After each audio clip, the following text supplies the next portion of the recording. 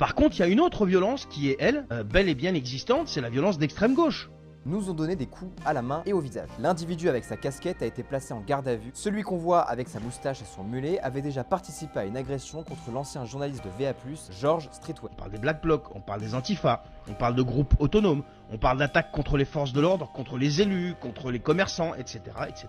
C'est de l'hypocrisie totale. Donc l'accusation permanente d'extrême droite, permettez-moi quand même de dire que c'est quand même une grosse manipulation. Et pourquoi cette obsession de l'extrême gauche alors? Parce que sans l'épouvantail extrême droite, l'extrême gauche française n'a plus de projet crédible. Ils n'ont aucun plan économique, je dis sérieux, j'ai pas dit qu'ils n'ont pas de plan économique, mais ils n'ont aucun plan économique sérieux. Aucun projet de société cohérent, à part taxer les riches, c'est tout ce que j'ai retenu de Manon Aubry, moi. Aucune solution pour le pays, mais réelle, aucune vraie solution. Donc leur seule arme aujourd'hui, c'est quoi? C'est la peur. Faire croire que si tu votes pour un parti qui parle de frontières, d'identité, de sécurité, alors tu serais complice d'un retour au fascisme, tout simplement. Mais c'est d'un ridicule. Dans beaucoup de pays dans le monde, défendre son identité nationale est non seulement normal, mais c'est une obligation morale. Enfin, moi je viens du Liban, je peux vous le dire. Là-bas, défendre son peuple, sa culture, c'est